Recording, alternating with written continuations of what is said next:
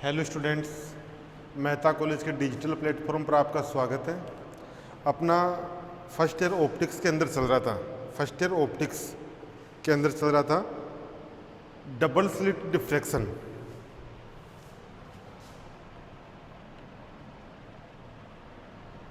BSc part first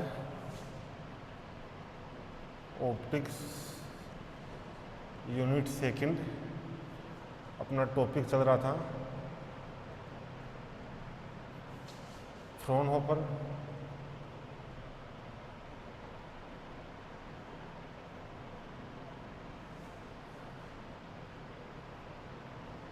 diffraction due to two parallel slit due to parallel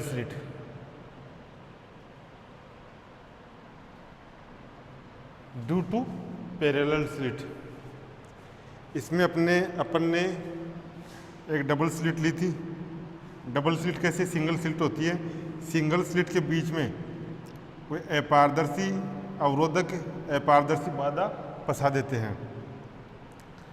इसकी चौड़ाई B थी, ये चौड़ाई ए थी, यानी स्लिटों की चौड़ाई ए थी और जो अपारदर्शी भाग था उसकी चौड़ाई बी थी। ये ए बी सी डी दो आगे, एक ए बी और एक सी डी। यहाँ से प्रकाश आएगा, पी बिंदु पर प्रकाश आएगा, स्क्रीन के पॉइंट पी पर प्रकाश आएगा।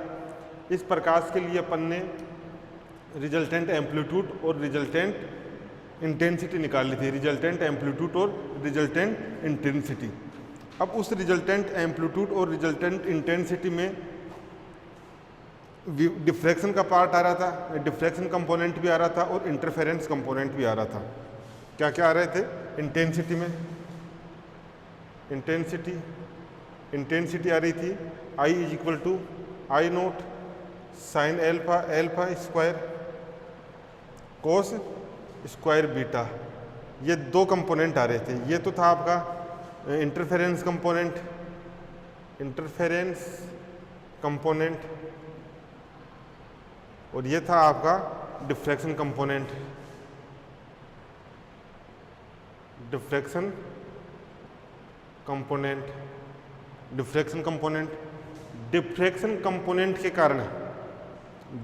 कंपोनेंट के कारण अपन ने निकाले थे, अपन ने निकाला था प्रिंसिपल मैक्सिमा,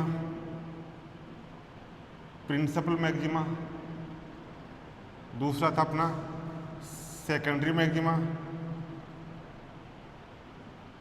सेकेंडरी फिर था प्रिंसिपल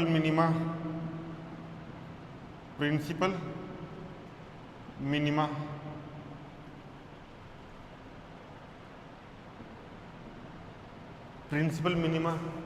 इधर जो इंटरफेरेंस कंपोनेंट था, इंटरफेरेंस कंपोनेंट के कारण निकाला था अपन ने मैक्सिमा और मिनिमा निकाला था। इन दोनों का ग्राफ बनाया था। डिफ्रैक्शन कंपोनेंट के कारण ग्राफ आया था आपका ये ऐसा ग्राफ आया था। इंटरफेरेंस कंपोनेंट के कारण ग्राफ आया था ये इंटरफेरेंस कंपोनेंट के कारण ऐसा आया था। इंटरफेरेंस, इनका रिजल्टेंट ग्राफ निकाला था। इनका रिजल्टेंट ग्राफ यानी इसी में क्या होगा, इसी में ये इंटरफेरेंस वाला ग्राफ आ जाएगा। इंटरफेरेंस वाला ग्राफ इसी में आ जाएगा। आज आगे पढ़ते हैं विलुप्त श्रेणियां। इसमें पढ़ेंगे आज विलुप्त श्रेणियां। तो आज की हेडिंग डालो डबल स्लिट डिफ्रैक्शन में डबल स्लिट फ्रॉनहोफर डिफ्रैक्शन में फ्रॉनहोफर डिफ्रैक्शन में डबल स्लिट फ्रॉनहोफर डिफ्रैक्शन में विलुप्त श्रेणियां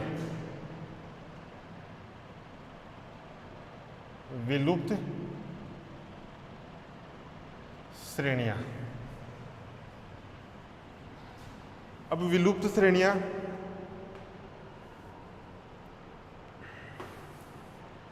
विलुप्त श्रेणियां।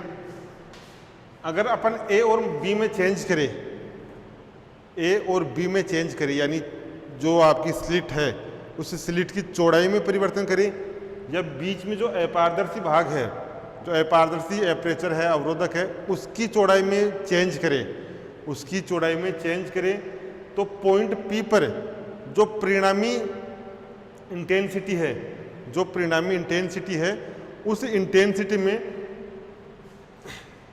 व्यतिकरण की कुछ श्रेणियां गायब हो जाएगी। व्यतिकरण की कुछ श्रेणियां गायब हो जाएगी।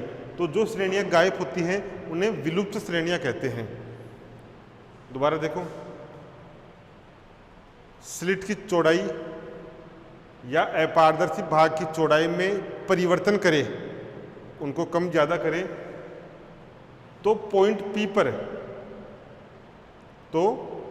पी पर रिजल्टेंट इंटेंसिटी में बने ग्राफ में, रिजल्टेंट इंटेंसिटी के ग्राफ में जो ये व्यतिकरण है, व्यतिकरण के उच्चिष्ट हैं, व्यतिकरण के उच्चिष्ट रिजल्टेंट निम्निष्ठ में गायब हो जाते हैं, उसमें चले जाते हैं, यानी ये गायब हो जाते हैं। तो उन श्रेणियों को विलुप्त श्रेणियां कहते हैं। परिभाषा लिखो इनकी।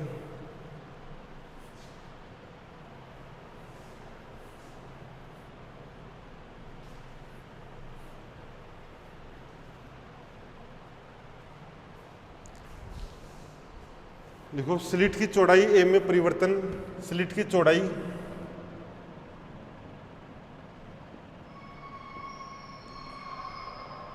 चौड़ाई ए या स्लिट के बीच में अपारदर्शी माध्यम, स्लिट के मध्य अपारदर्शी भाग कौन सा? अपारदर्शी भाग आपका बी और सी, ये ए था, बी सी डी, तो जो बी और सी अपारदर्शी भाग था, इस अपारदर्शी भाग की चौड़ाई बी में परिवर्तन करने पर, अपारदर्शी भाग की चौड़ाई बी में परिवर्तन करने पर, बी में परिवर्तन करने पर स्लिट की चौड़ाई ए व स्लिट के मध्य अपारदर्शी भाग बी की चौड़ाई में परिवर्तन करने पर व्यतिकरण उच्चिष्टों की चौड़ाई में परिवर्तन होता है। व्यतिकरण उच्चिष्टों की चौड़ाई में परिवर्तन होता है। व्यतिकरण उच्चिष्टों की चौड़ाई में परिवर्तन होता है। अतः ए व बी में परिवर्तन करने पर, ए व बी में परिवर्तन करने पर, चौड़ाई में परिवर्तन करने पर, अतः ए व बी में परिवर्तन करने पर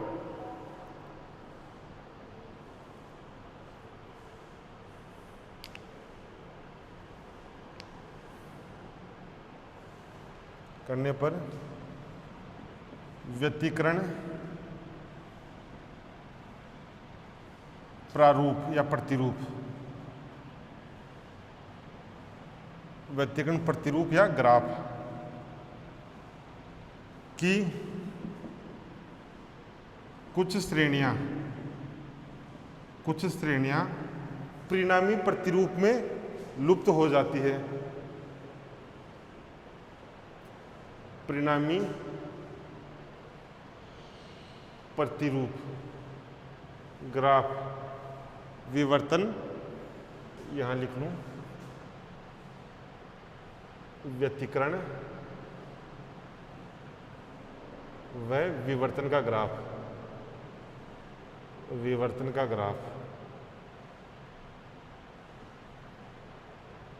अतः ए व बी में परिवर्तन करने पर व्यतिकरण प्रतिरूप की कुछ श्रेणियां परिणामी प्रतिरूप में लुप्त हो जाती है, लुप्त हो जाती है, विलुप्त हो जाती है, विलुप्त या लुप्त हो जाती है, लुप्त हो जाती है, लुप्त हो जाती है। अब व्यतिकरण, जो व्यतिकरण प्रारूप है, इसके लिए प्रतिबंध क्या था? तो लिखो व्यतिकरण, व्यतिकरण उच्छिष्ट के लिए, व्यतिकरण उच्छिष्ट के लिए प्रतिबंध,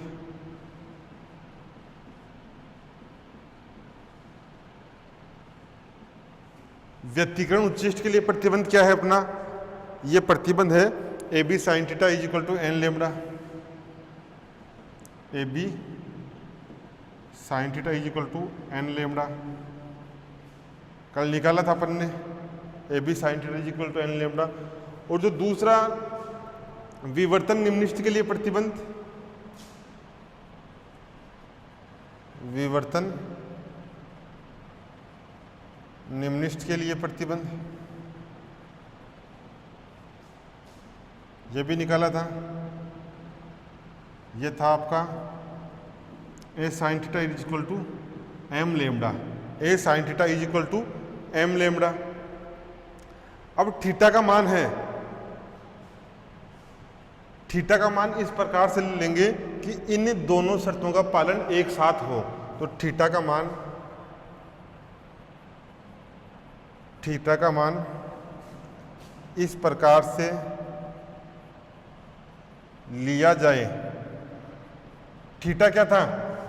जो डिफ्रैक्टिव वेवलेट्स थी उनमें और जो इंसिडेंट वेव फ्रंट था उन दोनों के बीच में एंगल, आपतित तरंगागर और अपविवर्तित तरंगिकाएं थी, उनके बीच में कोण।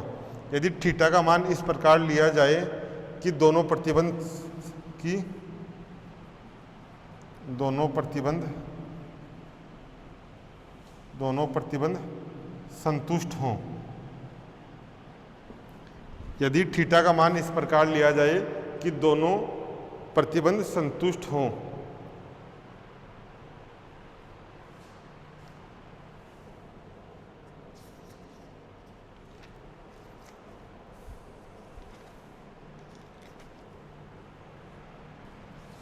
तो व्यतिकरण प्रारूप की श्रेणियां, तो व्यतिकरण प्रारूप की श्रेणियां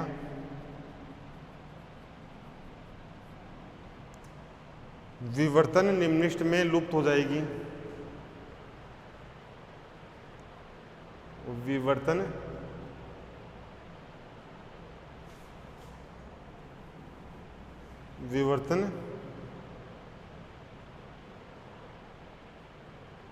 निम्निष्ठ में लुप्त हो जाएंगी। थीटा का मान इस प्रकार लिया जाए कि दोनों प्रतिबंध संतुष्ट हों, दोनों प्रतिबंध ये वाले संतुष्ट हों, तो व्यतिकरण प्रारूप की श्रेणियां विवर्तन निम्निष्ठ में लुप्त हो जाएगी। लिखो, अपन करते हैं फिर, यहाँ तक लिखो।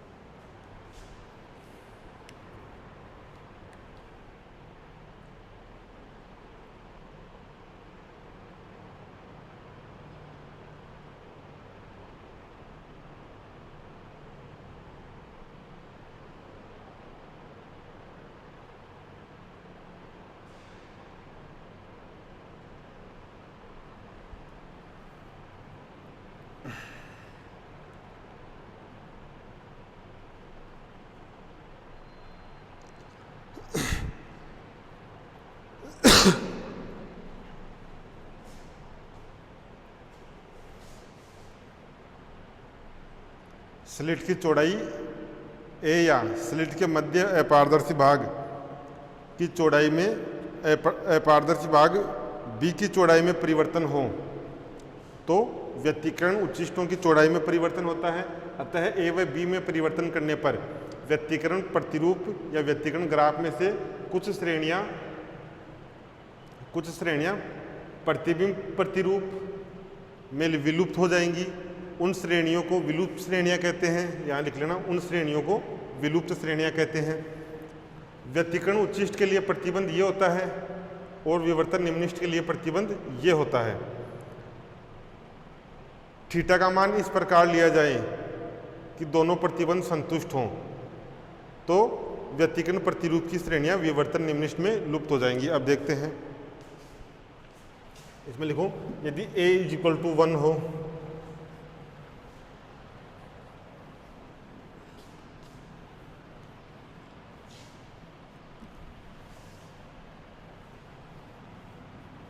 पहले लिखो यदि a =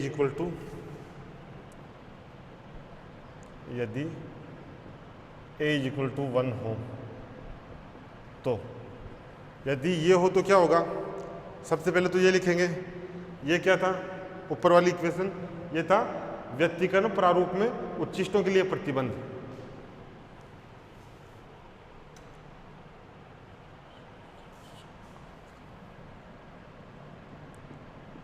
व्यतिकरण उच्चिष्ट इंटरफेरेंस मैक्सिमा, उच्चिष्ट का प्रतिबंध।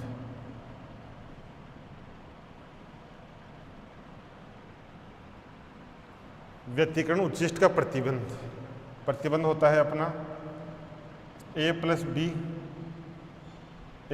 b sin theta = n lambda. यहाँ से ये हो जाएगा a + b हो तो 2b sin theta = n lambda. दूसरा है विवर्तन निम्निष्ट का प्रतिबंध।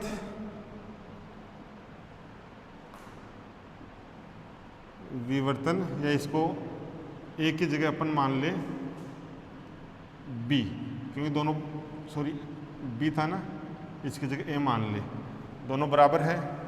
इसको 2b लिख सकते हो, 2a लिख सकते हो। विवर्तन निम्निष्ट का प्रतिबंध, निम्निष्ट का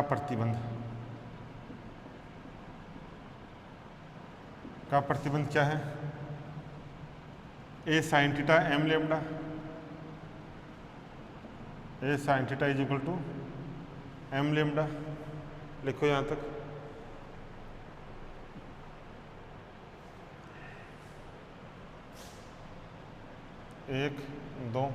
एक में 2 का भाग देने पर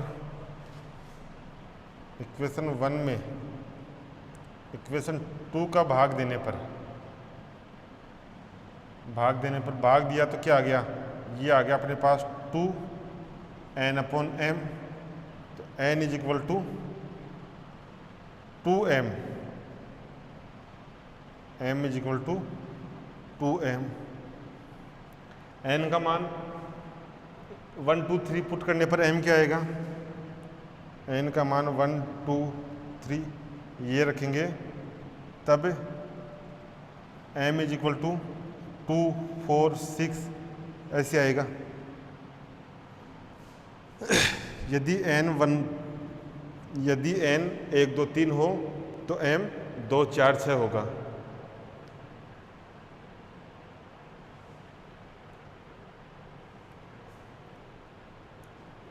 देखो यहाँ तक।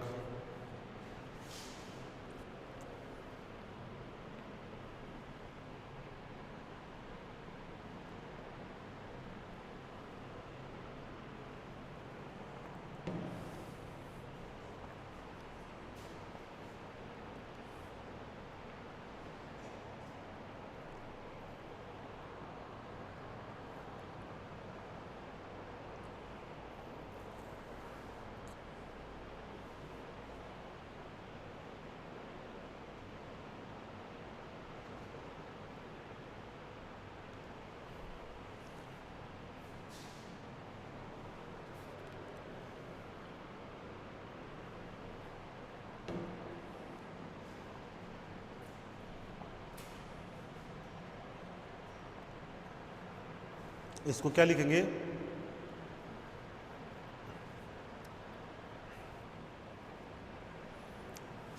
इसको लिखेंगे जो आपका व्यतिकरण प्रारूप है, व्यतिकरण प्रारूप की 2, 4, 6 क्रम की श्रेणियां विवर्तन प्रतिरूप के निम्नलिखित n 1 2 3 श्रेणियों में विलुप्त हो जाएगी। यहां तक लिखो, फिर करते हैं इसको।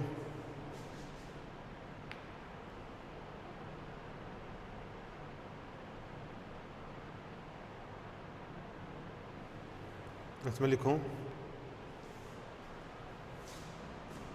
व्यतिकरण उच्चिष्ट की श्रेणियां 2, 4, 6, 8, 10 विवर्तन निम्नलिखित की श्रेणियों 1, 2, 3 में विलुप्त हो जाएंगी। यानी अर्थात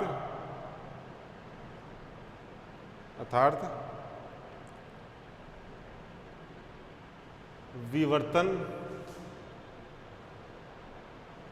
उच्चिष्ट में या विवर्तन उच्चिष्ट की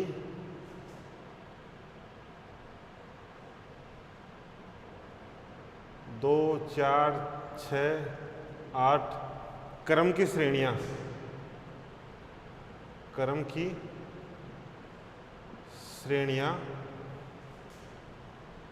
सॉरी व्यतिकरण उच्चिष्ट आएगा ना, यहाँ पर व्यतिकरण आएगा। व्यतिकरण उच्चिष्ट की m = 2, 4, 6, 8 क्रम की श्रेणियां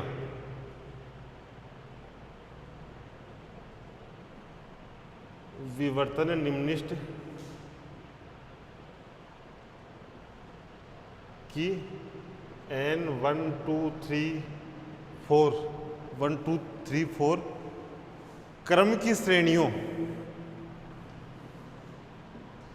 क्रम की श्रेणियों में विलुप्त हो जाएंगी, श्रेणियों में विलुप्त हो जाएंगी।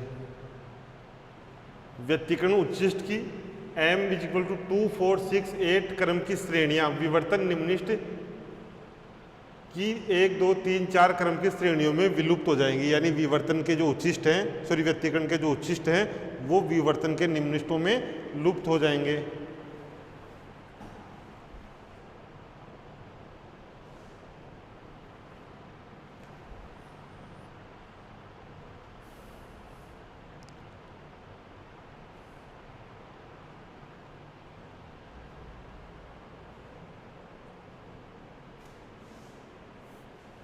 इसमें लिखो अतः केंद्रीय विवर्तन उच्चिष्ट में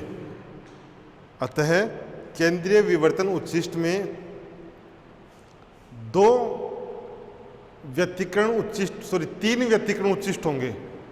अतः केंद्रीय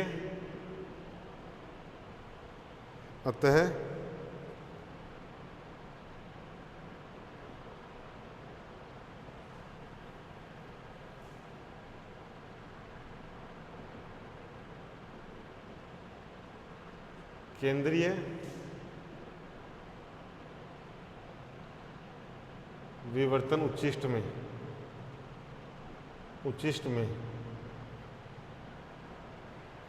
तीन कौन से? तीन हो जाएंगे आपके m = 0 +- 1, एक +1 एक -1। अतः केंद्रीय विवर्तन उच्चिष्ट में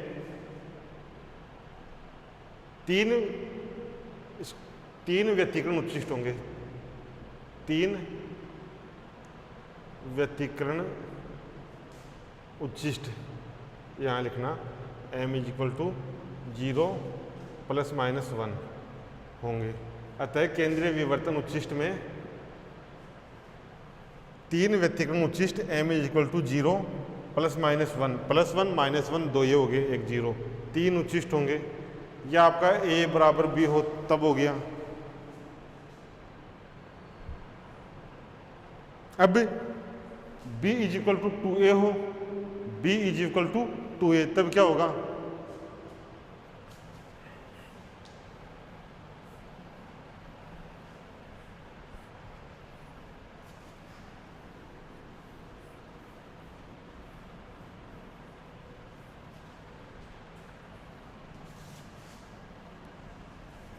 यदि b is equal to 2a हो,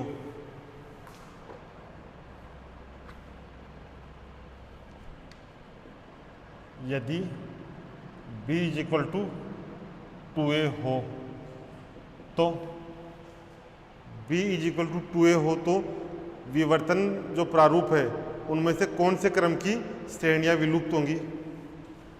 देखो, सबसे पहले व्यतिकरण उच्चिष्ट के लिए प्रतिबंध, व्यतिकरण उच्चिष्ट के लिए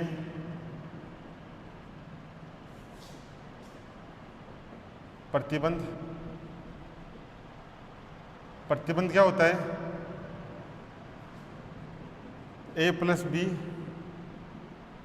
sign theta is equal to n lambda.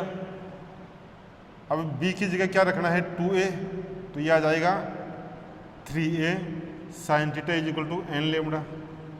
एक इक्वेशन तो ये आ गई, इक्वेशन 3।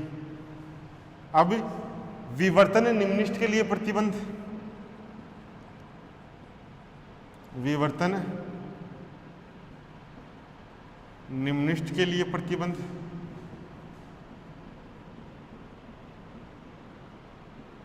विवर्तन निम्निष्ठ के लिए प्रतिबंध ये हो जाएगा आपका a sine theta is equal to m lambda, a sine theta is equal to m lambda.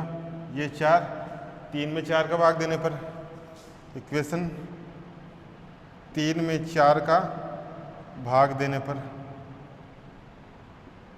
Equation 3 में 4 का भाग देने पर, 3 में 4 का भाग देंगे तो ये आ जाएगा 3n upon m, n upon m, यानी n is equal to 3m, n is equal to 3m, n is equal to 3m। n का मान 1 2 3 ये रखें तो m का मान आता है 3 6 9। यदि n 1 2 3 हो तो m आता है आपका 3 6 9।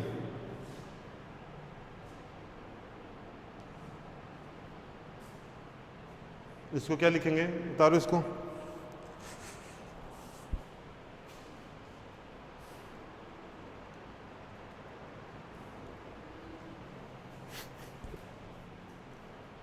इसको लिखेंगे जो विवर्तन प्रारूप है, उस विवर्तन प्रारूप में जो 3 6 9 क्रम की श्रेणियां हैं, विवर्तन प्रारूप में 3 6 9 क्रम की श्रेणियां हैं, वो 3 6 9 क्रम की श्रेणियां विवर्तन जो निम्निष्ठ है, यानी विवर्तन निम्निष्ठ की जो श्रेणियां हैं 1 2 3 क्रम की, उनमें विलुप्त हो जाएंगी। अर्थात विवर्तन उच्चिष्ट, विवर्तन उच्चिष्ट की 3 6 9 क्रम की श्रेणियां, क्रम की श्रेणियां, विवर्तन उच्चिष्ट 3 6 9 क्रम की श्रेणियां, सॉरी व्यतिकरण आएगा यहाँ पर, व्यतिकरण आएगा, व्यतिकरण उच्चिष्ट, व्यतिकरण उच्चिष्ट की 3 6 9 क्रम की श्रेणियां विवर्तन निम्निष्ठ की, विवर्तन निम्निष्ठ की 1 2 3 क्रम की श्रेणियों में, क्रम की श्रेणियों में विलुप्त हो जाती है, क्रम की श्रेणियों में विलुप्त हो जाती है, विलुप्त हो जाती है। अतः व्यतिकरण उच्चिष्ट की 3 6 9 क्रम की श्रेणियां विवर्तन निम्निष्ठ 1 2 3 क्रम की श्रेणियों में विलुप्त हो जाती है। ये आ गया कब? जब b is equal to 2a हो। ऐसे b is equal to 3a 4a 5a 6a करके विलुप्त श्रेणियां निकाल लेंगे। ये क्वेश्चन आता है, दिया हुआ आएगा जैसे b के बराबर ये है, b के बराबर na है, b के बराबर na है, तो विलुप्त श्रेणियां ज्ञात करो, तो विलुप्त श्रेणियां ज्ञात करो। n का मान कुछ भी दे सकता है, तो कैसे करोगे? b is equal to n A,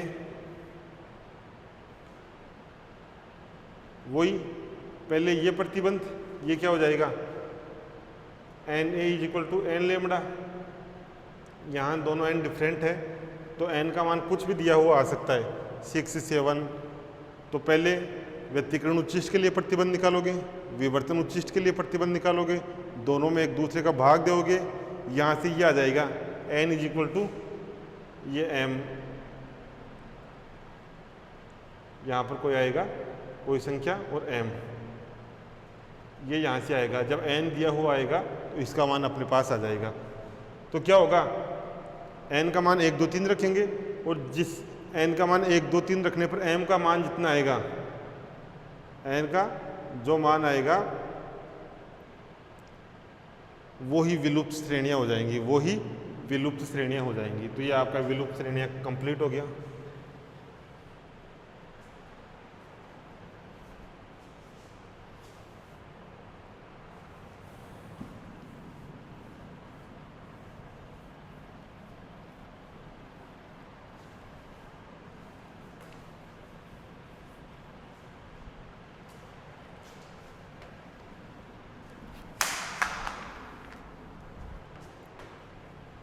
last लिखो इसमें चौथा, रेखा छिद्र की चौड़ाई का प्रभाव।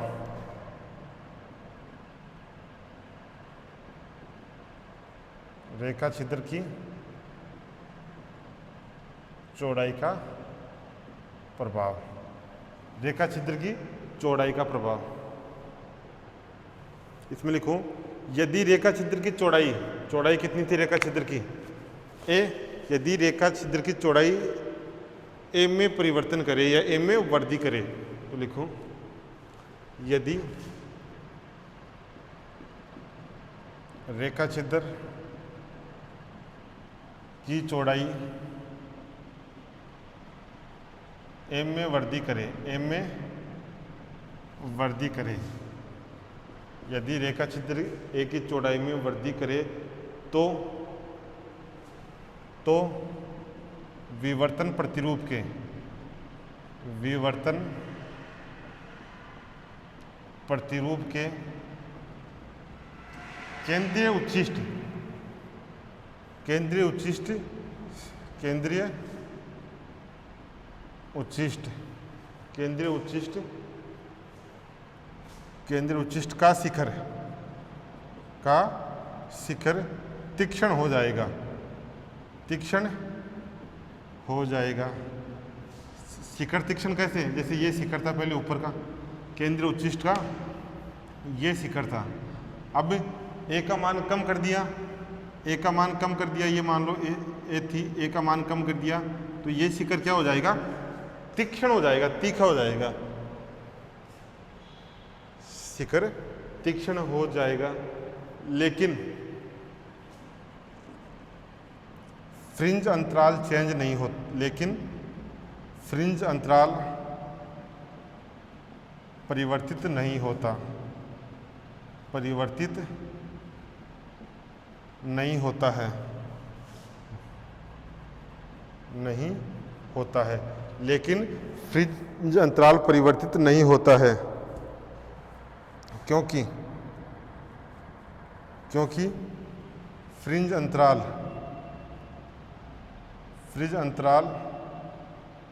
ए व बी पर निर्भर नहीं करता, फ्रिंज अंतराल ए व बी पर, फ्रिंज अंतराल ए पर निर्भर नहीं करता, फ्रिंज अंतराल बी पर निर्भर करता है, बी पर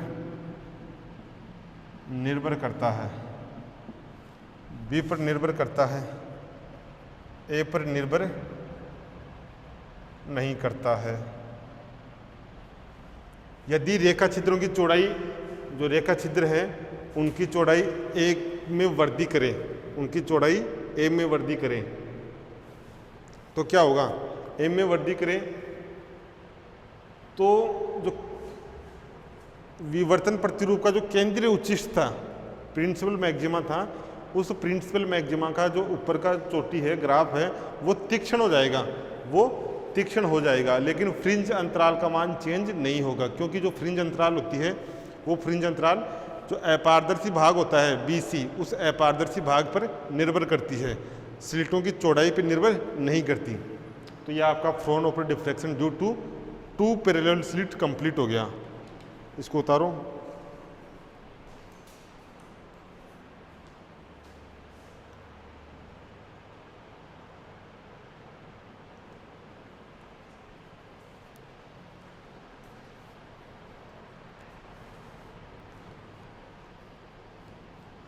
इसके बाद नया टॉपिक स्टार्ट करते हैं। देखो अपन ने पहले क्या किया, इसमें क्या क्या पढ़ा। सबसे पहले पढ़ा सर्कुलर एपरेचर, सर्कुलर।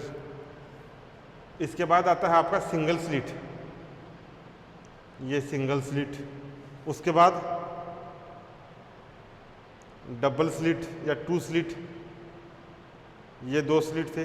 अब आएगा N slit, N slit, N रेखा छिद्र हो, स्लिट में एन रेखा छिद्र हो। जैसे ग्रेटिंग देखी होगी आपने, ग्रेटिंग में 1 सेमी के अंदर 1000 लाइनें होती हैं, 10,000 लाइनें, तो एन रेखा छिद्र, ये एन बहुत सारे छिद्र होंगे इसके अंदर। तो अगला टॉपिक आएगा एन रेखा छिद्र, उसमें भी विवर्तन होगा, व्यतिकरण, दोनों कंपोनेंट आएंगे, उसको अगली क्लास में देखते हैं।